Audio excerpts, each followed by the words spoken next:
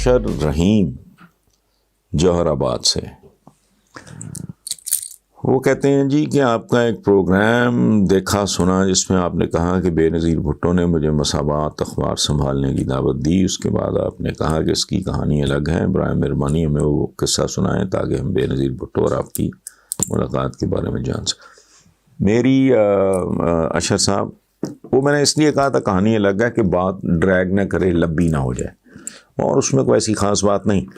تو میری اور بے نظیر بھٹو کی ایک نہیں بے شمار ملاقاتیں ہیں جو یاد بھی نہیں. اور جس طرح کا کمپلیمنٹ انہوں نے مجھے دیا ہوا ہے، وہ ان کی ایک کتاب محمود شام صاحب نے کمپائل کی تھی ان کی بہت اہم تقریروں کی، اس کا نام ہے میرا خیال ہے وے آؤٹ، اس میں بھی وہ موجود ہے. تو ایک نہیں میری تو لا تعداد میرا سٹنگ روم ہے یہاں، اس میں بے نظیر بھٹو کے ساتھ میری بے شمار، ایک میں جنرل ٹکا وغیرہ بھی بیٹھے ہیں تو مرحوم، تو تصویریں، تو ایک کوئی ملاقات کی بات نہیں. اچھا، اب رہ گیا مساوات کا. تو میرا تعلق تھا ماہناموں کی اور ہفت روزوں کی دنیا کے ساتھ. میں جو خاص معنوں میں جسے کہتے ہیں نا جرنلسٹ، میں نہیں ہوں. I am basically a writer. Journalist وہ ہوتا ہے جس نے زندگی میں کبھی رپورٹنگ کی ہو، یا جس نے کبھی نیوز روم کا چلہ کاٹا ہو. یہ دونوں بہت بڑے امتحان ہیں. میں نے زندگی میں کبھی ایک گھنٹے کے لیے بھی رپورٹنگ نہیں کی، نہ کبھی ایک منٹ میں نے نیوز روم میں گزارا ہے. تو میں ان معنوں میں، وہ لوگ کہتے ہیں جرنلسٹ، تو میں کہتا ہوں جی ٹھیک ہے، میں چپ رہتا ہوں. I am not a journalist, I am basically a writer. تو میرا رول جو ہے کمیونیکیشن کی دنیا میں اور طریقے کا رہا ہے. کیریئر میں نے شروع کیا تھا ماہنامہ دھنک سے، جس کے بانی ایڈیٹر تھے سرور سکھیرا صاحب، جو آج بھی میرے بڑے بھائیوں کی طرح ہیں.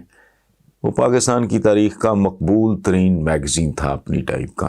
ٹھیک ہے، ڈائجسٹوں کی دنیا اور تھی، ہماری دنیا اور تھی، لیکن دھنک واز اے کریز.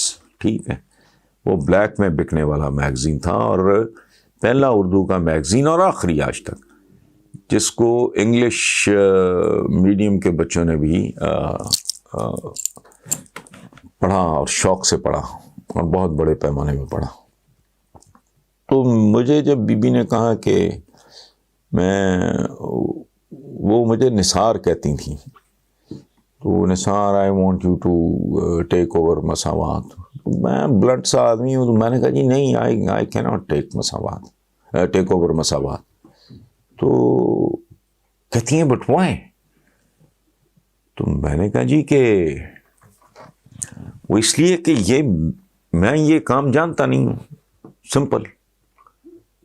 اور میں کبھی کسی ایسے کام میں، آپ کی مہربانی، آپ نے مجھے آفر کیا، but I can't do it. میرا تجربہ کچھ اور ہے. میں پیریوڈیکلس کا آدمی ہوں، منتھلی کوئی آپ میگزین ہو، ویکلی، تو وہ تو میں نے بہت کامیاب نکالے ہیں. یہ مجھے اخبار کا، روزنامے کا تجربہ نہیں. یہ سن لیں، یہ میرا کالم نگاری میں آنے کے پیچھے بھی مساوات ہے. اچھا خیر، ان کی آنکھوں میں نا میرا بلنٹ انکار، آنکھوں میں آنسو آ گئے. انہوں نے ایک جملہ بولا کہ آپ کو پتہ ہے کہ پاپا بھٹو صاحب کے بارے میں، کہ وہ کہا کرتے تھے مساوات میرا تیسرا بیٹا ہے. Do you know that? تو میں نے وہ جملہ سنا ہوا تھا. میں نے کہا ہاں جی آئی نو دیٹ، لیکن میں کوئی ایسا کام، کوئی ایسی اسائنمنٹ تو میں قبول کر ہی نہیں سکتا جس کا مجھے پتہ نہ ہو، بیکاز دس از چیٹنگ. یہ تھوڑی ہے ہمیں آفر کر دی بتا، میں تو اس طرح کا بندہ ہی نہیں ہوں. تو بی بی کو برا بھی لگا، خیر، لیکن وائی ڈنٹ کیئر. اس کے بعد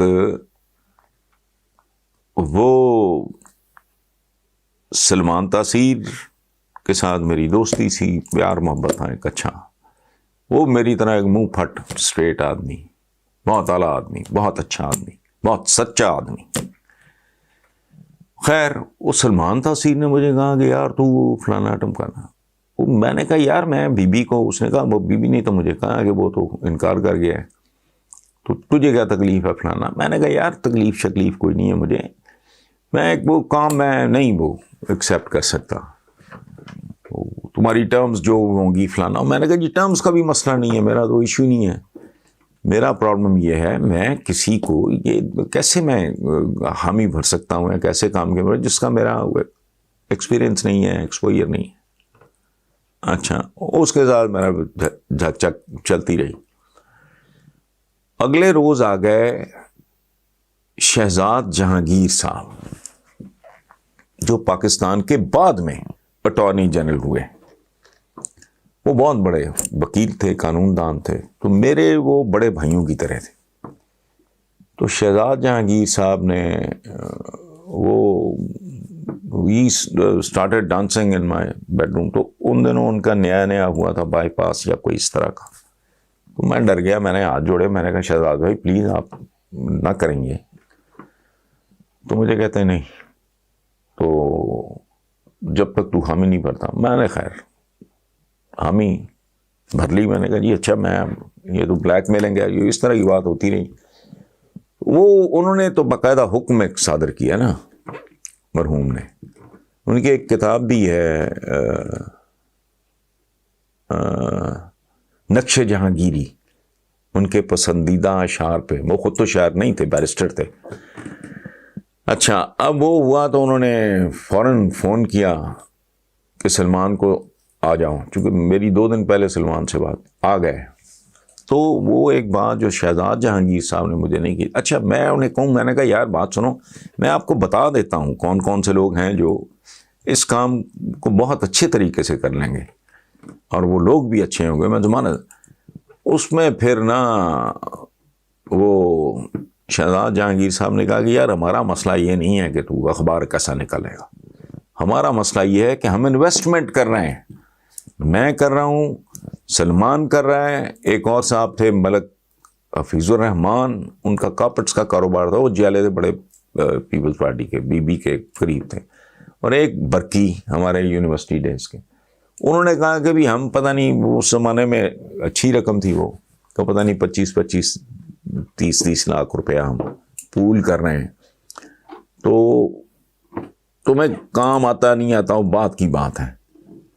ہمیں اتنا پتہ ہے کہ تمہارے ہوتے ہوئے وہاں کوئی فائنینشیل کوئی گڑبڑ نہیں ہوگی، ہم کسی اور پہ اعتماد نہیں کر سکتے. اور پھر انہوں نے مجھے سمجھایا یہ کہ ورکرز کی تنخواہیں اتنے مہینوں سے رکی ہوئی ہیں، انک والوں کے پیسے دینے، جو سیاہی جو پیپر والوں کے پیسے دینے ہیں، مشینیں خراب پڑی ہیں، تو ہم نہیں کسی اور پہ تمہارے علاوہ ٹرسٹ نہیں کر سکتے. سو this is how I joined مساوات. اس کے بعد مجھے مصیبت پڑ گئی کہ یار کو اچھا پاپولر کالمسٹ ہونا چاہیے. منو بھائی میرے بہت پیارے تھے، میں نے ان کو کہا تو وہ ہنس پڑے. انہوں نے کہا تو عجیب آدمی ہے، میں تجھے بیٹوں کی طرح پیار کرتا ہوں، تو مجھے پیپلز پارٹی سے نکال کے تحریک استقلال میں جانے کی دعوت دے رہا ہے.